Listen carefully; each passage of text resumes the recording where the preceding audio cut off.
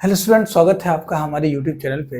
आज हम electricity chapter electricity का एक टॉपिक जिसका नाम है इलेक्ट्रिकल पावर लास्ट टॉपिक है और इस पे हम लोग बात करने वाले हैं। तो इलेक्ट्रिकल पावर समझने से पहले दो चीज़ हम लोगों को समझना बहुत ज़रूरी होता है। पहला एक फॉर्मूला जिसको हम लोग बोलते हैं ओम्स लॉ। ओम्स लॉ समझना नहीं, बस इसका फॉर्मूला हम लोग याद रखेंगे। V बराबर होता है I into R, where V आपका पोटेंशियल डिफरेंस है, I से करंट कहते हैं, I मतलब I से करंट होता है और R से रेसिस्टेंस होता है। ठीक है, और इसके बाद हमको एक चीज समझना पड़ेगा, एनर्जी। तो एनर्जी का फॉर्मूला क्या है? एक फॉर्मूला होता है VIT। अब इसको अब याद रखिए। उसके बाद VI को अगर हम रिप्लेस करते हैं तो I बराबर क्या हो जाएगा? V by R. I equal क्या हो जाएगा? V upon R. तो I को क्या कर देते हैं? V अपॉन आर और T एज इट इज। तो ये फॉर्मूला क्या बनेगा? V square upon R into T. और एक और फॉर्मूला होता है इसका, ठीक है, इसका फॉर्मूला होता है आई स्क्वायर आर टी। कैसे आएगा? तो V को रिप्लेस करते हैं। V को रिप्लेस करेंगे तो क्या होगा? आई आर, तो I R into I T. तो ये क्या बनेगा? I square R T. तो यहाँ से क्या पता चला? जो एनर्जी का फॉर्मूला होता है वो तीन फॉर्मूला है। पहला VIT, दूसरा V square upon R into T, और तीसरा आई स्क्वायर आर टी। ठीक है, एनर्जी को डेरिवेट करने के लिए एनर्जी का फॉर्मूला हम लोग ओम्स लॉ का फॉर्मूला याद रखते हैं। उसके बाद इससे यहाँ से यहाँ, अब इसके बाद हम लोग बात करेंगे इलेक्ट्रिकल पावर का। तो एक्चुअली पावर होता क्या है? उसको हम लोग बोलते हैं rate of doing work. Rate of doing work, ठीक है, रेट ऑफ डूइंग वर्क मतलब क्या कि वर्क पावर बराबर वर्क अपॉन टाइम, या यही वर्क को हम लोग एक तरह से बोल देते हैं वर्क का ऐसा यूनिट क्या? जूल। एनर्जी का ऐसा यूनिट क्या? जूल। तो एनर्जी अपॉन टाइम। ठीक है, पावर बराबर क्या होता है? Energy upon time. कहने का मतलब क्या कि अगर हम बात पावर की करते हैं, पावर की बात करते हैं, तो पावर बराबर सिंपली होता है energy upon time, energy divided by time, energy divided by time. ठीक है, ओके। अब देखो, जहां जहां एनर्जी, ये फॉर्मूला एनर्जी का, ये भी एनर्जी का, ये भी एनर्जी का, अगर यहां से सब में से हम टाइम हटा दे तो किसका फॉर्मूला बन जाएगा? पावर का। क्यों? क्योंकि एनर्जी अपॉन टाइम है। जैसे एक फॉर्मूला एनर्जी का उठाते हैं VIT, VIT अपॉन टी करेंगे, टी से टी कैंसिल, तो फॉर्मूला पावर का क्या आएगा? VI। क्या आएगा? VI। तो पावर का कितना फॉर्मूला हो गया? तीन फॉर्मूला। कैसे पता चलेगा? देखो, VIT अपॉन टी मतलब VI, ओके। दूसरा यहां से V square upon R into T upon T, T cancel, क्या हो जाएगा? ये हो जाएगा V स्क्वायर अपॉन आर। और तीसरा I square R T, power बराबर क्या होता है? Energy upon time. तो क्या करेंगे? I square R T upon T, T से टी कैंसिल, तीसरा फॉर्मूला क्या बनेगा? I square R. ये मेरा किसका फॉर्मूला गया? पावर का फॉर्मूला हो गया। तो तीन चीज सीखे हम लोग। पहला ओम्स लॉ का फॉर्मूला, उससे हम लोग एनर्जी पे आए, एनर्जी के बाद हम लोग पावर पे चले गए। ठीक है, अब ये सब चीज तो है, लेकिन कभी कभी क्वेश्चंस आते हैं कि भाई बिल अमाउंट निकालो, है ना, बिल अमाउंट निकालो कि इतना मतलब एनर्जी, इतना यूनिट हम लोग यूज किए हैं तो कितना रुपया होगा। 4 फैन है जिसका पावर इतना दिया हुआ है, इतना डेज के लिए इतना आवर चला है। तो एक क्वेश्चन से हम लोग समझते हैं, इसको इरेज करते हैं। ठीक है, पहले ये लिखना है, फिर ये, उसके बाद ये लिखना है। ठीक है, ओके।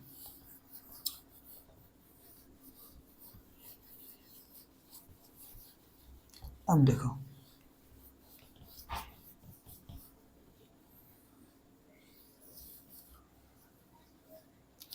अगर हम बात करते हैं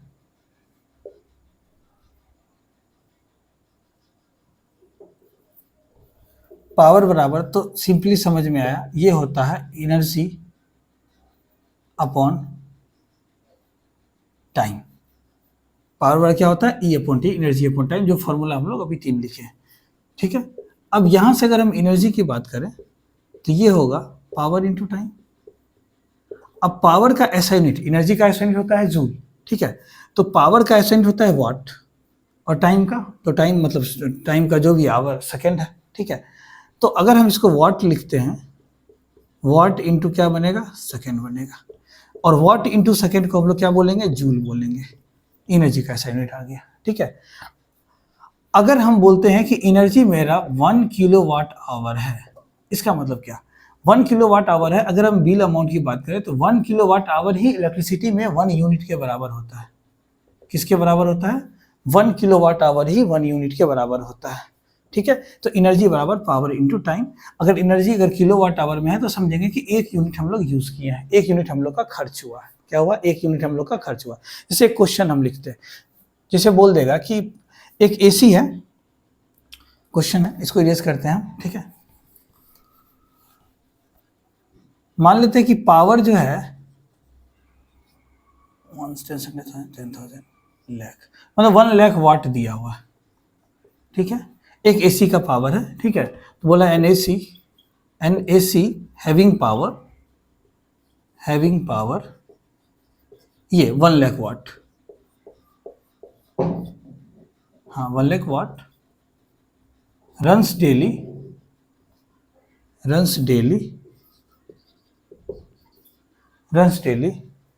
फॉर 1 आवर, है ना, 1 आवर फॉर 1 आवर,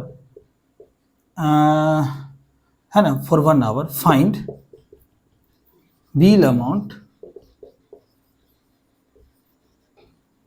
है ना, इफ बिल अमाउंट, है ना, इन 30 डेज रेट जो है, मतलब यूनिट जो है वो 10 रुपीज़ पर यूनिट है।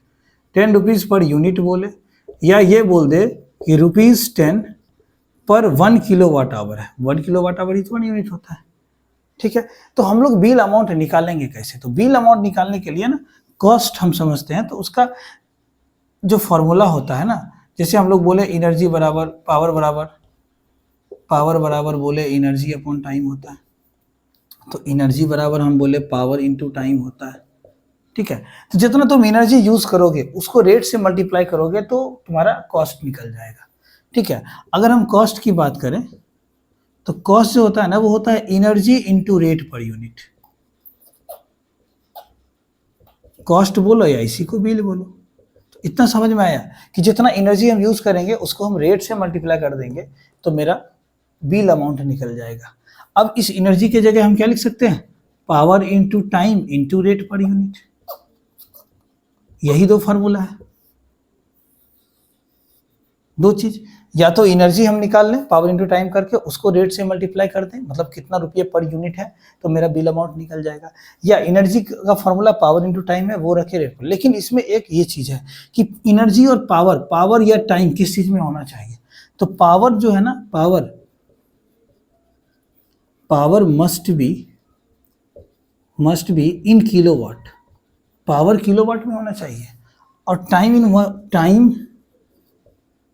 मस्ट बी इन आवर, और टाइम घंटा में होना चाहिए, तभी हम बिल निकाल पाएंगे। ऐसे नहीं, जैसे यहाँ पे हमको बिल अमाउंट निकालना है इस क्वेश्चन में, तो यूज करते हैं फॉर्मूला क्या? बिल गिवन क्या क्या है? एनर्जी तो गिवन नहीं, पावर गिवन है, तो पावर इंटू टाइम, है ना, इंटू रेट पर यूनिट करेंगे, रेट पर यूनिट। तो कितना पावर है? 1 लाख वाट, 3 2 5, ठीक है 1 लाख आवर। 6 है क्या? 2 2 4 2 6 दे दिए, चलो ठीक है, इसको हटा लो। ठीक है, 1 लाख, तो ये वाट में है, पावर आ गया, टाइम। अब टाइम 1 घंटा चल रहा है और डेली चल रहा है, कितने दिन के लिए? 30 दिन के लिए, तो यहाँ कितना हो जाएगा? 30 आवर, ये तो आवर में है ही। और रेट कितना है? 10 रुपया पर किलोवाट आवर, 10 से मल्टीप्लाई कर दिए। लेकिन ये तो वाट में नहीं है ना, ये देखो power must be in kilowatt, तो पावर को हमको किस में रखना है? किलोवाट में रखना है। टाइम घंटा में है ही, तो वाट को किलोवाट में कन्वर्ट करने के लिए 1000 से हम लोग क्या करते हैं? अगर किलोवाट में जाना है तो 1000 से हम लोग डिवाइड करते हैं, अगर किलोवाट से वाट में आना है तो 1000 से हम लोग मल्टीप्लाई करेंगे, ये बात याद रखना है। तो यहाँ पे अगर हम 1000 से डिवाइड कर दें, देखो ये 3 0 गया, ये 300 और उस पर 2 0, मतलब 30,000, आई थिंक 30,000 रुपीज़ खर्च हुआ, तो ये बिल अमाउंट निकल गया। सिंपल है।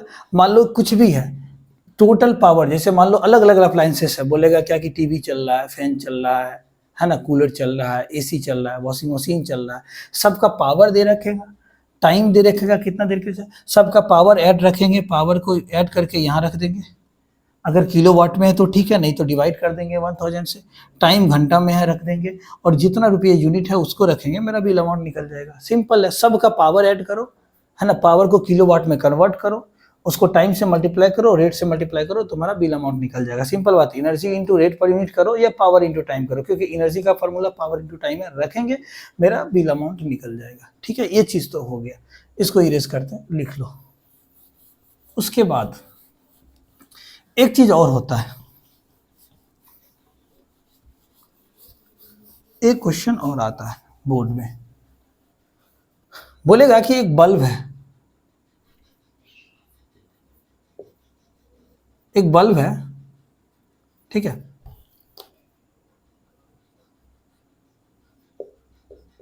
बोलेगा बल्ब 1 है जिसका पावर P1 है और V1 वोल्ट पे ऑपरेट हो रहा है, ठीक है, और उसी बल्ब, सेम बल्ब का अगर हम मान लो पावर चेंज कर दिए, जैसे P2 V2, कोई एक चीज मान लो कि हम V2 चेंज कर दिए तो कितना पावर पे चलेगा, या पावर चेंज कर दिए तो कितना वोल्ट वो कंज्यूम को, मतलब कितना वोल्ट वो लेगा। ठीक है, तो इस तरह का क्वेश्चन रहता है। जैसे मान लो एक क्वेश्चन, इसमें क्वेश्चन से हम लोग समझाते हैं, क्वेश्चन से समझाते हैं। मान लो बल्ब है, ठीक है, क्वेश्चन ले लेते हैं। क्वेश्चन,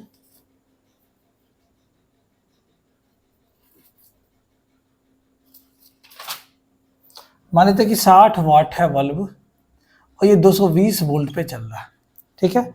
अब बोल देगा यही बल्ब, इसी बल्ब का पावर क्या होगा अगर इसको 110 वोल्ट पे चलाया जाए तो, है ना। इसमें एक चीज याद रखना है कि जो इसमें जो रेसिस्टेंस होता है ना वो चेंज नहीं होता है, रेसिस्टेंस सेम होता है। क्या सेम होता है? रेसिस्टेंस यहाँ पे सेम होता है, रेसिस्टेंस चेंज नहीं होता है। अब अगर रेसिस्टेंस सेम चेंज नहीं होता है तो हम लोग के पास एक फार्मूला है, पावर और वोल्ट है, तो हम लोग के पास फार्मूला अभी जस्ट हम लोग पढ़े हैं, पावर बराबर क्या होता है, V²/R फार्मूला होता है, V²/R। अगर हम बल्ब इसी बल्ब के लिए पहला मान लो P1 करें तो V1²/R1, ठीक है। मतलब इसका जो रेसिस्टेंस होता है ना वो 484 ओम फिक्स्ड होता है, रेसिस्टेंस चेंज नहीं होता है बल्ब का। बल्ब में पीछे लिखा रहेगा, रेसिस्टेंस सेम रहता है, चाहे बल्ब को पावर चेंज करो, वोल्ट चेंज करो, उससे मतलब नहीं, उसका रेसिस्टेंस सेम रहता है। क्या सेम रहता है? रेसिस्टेंस सेम रहता है। तो अब रेसिस्टेंस अगर सेम है तो P1 = V1²/R1 करेंगे, इक्वेशन फर्स्ट। और अच्छा, यहाँ से R1 निकाले तो क्या होगा, R1 × P1 = V1²। तो R1 क्या होगा, V1²/P1। उसी तरह से अगर हम इसकी बात करें तो R2 क्या हो जाएगा, V2²/P2। रेसिस्टेंस सेम, मतलब कुछ भी करें हम, दूसरे वोल्ट पे भी करें तो रेसिस्टेंस सेम रहेगा। तो अगर रेसिस्टेंस सेम है तो जो R1 होगा वही R2 होगा। तो अगर हम यहाँ से बोल दें कि R1 = R2 हो जाए तो क्या होगा, हो जाए ना, है ही, ये मस्ट है, इक्वल होता है। क्या होता है? इक्वल होता है। तो यहाँ से R1 निकाल लिए, V1²/P1 और R2 V2²/P2, और दोनों को बराबर कर दिए। क्या किए, V1²/P1 R1 का इक्वल V2²/P2। अब ये दोनों बराबर है, तो अब इसको ये कर लेते हैं, V1², इसको नीचे ले आएंगे, V2² क्रॉस मल्टीप्लिकेशन कर दिए, P1 ऊपर चला जाएगा, P1/P2। तो एक फॉर्मूला हम लोग का बन गया, शानदार फॉर्मूला, V1/V2² = P1/P2। अब ये फॉर्मूला याद रखो, ये क्वेश्चन इजीली बनेगा, ये वाला। अब ये फॉर्मूला क्या बन गया, V1²/V2² = P1/P2, ठीक है। अब इस फॉर्मूला पे हम इसको रखते रहे, इधर इरेज कर रहे हैं। अब देखो सिंपल है, अब P2 हमको निकालना है तो फॉर्मूला रख दे रहे हैं, V1/V2² = P1/P2, है ना। तो V1/V2², V1 कितना है तुम्हारा 220/110 का स्क्वायर = P1 कितना है आपका, P1 60 है, P2 फाइंड करना है, ठीक है। तो ये 0 0 से कितना हो जाएगा 2 टाइम्स में, तो कितना हो गया 4 = 60/P2, और चाहिए क्या P2, तो 4P2 = 60, तो P2 = कितना हो जाएगा 60/4, तो P2 कितना आ जाएगा 15 वाट, ये पावर निकल गया। अब चाहे कुछ भी हो, चाहे V2 पूछे, V1 पूछे, कुछ भी, 3 चीज दे के एक चीज पूछेगा, फॉर्मूला रखेंगे, निकल जाएगा।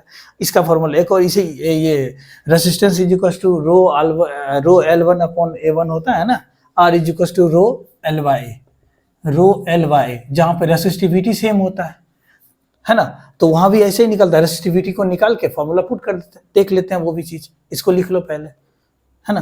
तो 2 फार्मूला होता है इसमें, जबरदस्त फार्मूला होता है। पहला फार्मूला तो हम लोग सीख ही लिए हैं, दूसरा फार्मूला का भी हम लोग बात कर लेते हैं। ऐसे देखो, पहला फार्मूला क्या सीखे, V1 अपॉन V2 का square is equal to P1 upon P2। ये कहाँ से निकाले हैं, रेसिस्टेंस को सेम करके निकाले है ना। अब एरिया ऑफ क्रॉस सेक्शन, जैसे एक वायर है ना, जिसका लेंथ मान लो L है, एरिया क्रॉस सेक्शन A है ना, लेंथ L है, area of cross section A है, और इसकी रेसिस्टिविटी रो है। तो यहाँ भी ना एक क्वेश्चन बनता है कि भाई अगर मान लीजिए कि इसका रेसिस्टेंस क्या होगा, है ना, इसका लंबाई बढ़ा दिए, चौड़ाई बढ़ा दिए, तो क्या होगा इसका। तो हम लोग फार्मूला सीखे ना, R बराबर क्या होता है, रो L बाई, मान लेते हैं L1 अपॉन A1, है ना, ये इक्वेशन फर्स्ट। और दूसरा R2 इज इक्वल टू, अगर चेंज करेंगे तो रो L2 बाई A2 होता है, ये सेकेंड। अब यहाँ पे रेसिस्टिविटी सेम होता है, अब अगर रेसिस्टिविटी सेम होता है तो यहाँ से रेसिस्टिविटी क्या होगा, अगर हम क्रॉस मल्टीप्लिकेशन करें तो क्या बनेगा, ये रो L1 is equal to R1 A1, तो रो बराबर क्या होगा, R1 A1 बाय L1। तो उसी तरह से यहाँ का रो क्या होगा, R2 A2 अपॉन L2। अब दोनों रो इक्वल है, रेसिस्टिविटी मटेरियल का सेम होता है, सेम मटेरियल का रेसिस्टिविटी सेम होता है, तो इन दोनों को बराबर कर दिए। मान लीजिए रो 1 है, ये रो 2 है, तो रो 1 और रो 2 बराबर हो गया, तो क्या बनेगा, R1 A1 by L1 is equal to R2 A2 by L2। अब बोलेगा रेसिस्टेंस R1 दे रखा है, A1 दे रखा है, L1 दे रखा है, इसमें से कोई कितना, 2 2 4 5 6, 5 अननोन, 5 नोन देगा, 1 अननोन देगा, इसे निकाल जाएगा। अगर एरिया सेम है तो इसको कैंसिल कर दो, है ना। दूसरा फार्मूला क्या हो गया, दूसरा फार्मूला हम लोग का आता है R1 A1 upon L1 is equal to R2 A2 upon L2। ये बहुत ही जबरदस्त चीज है दोनों, इस दोनों, यहाँ पे हम लोग रेसिस्टेंस इक्वल करके निकाले हैं और यहाँ पे हम लोग रेसिस्टिविटी इक्वल करके निकाले हैं। चलिए यहाँ तक ठीक है, थैंक यू सो मच, इसको पढ़िए और अच्छे से समझिए। Okay, thank you.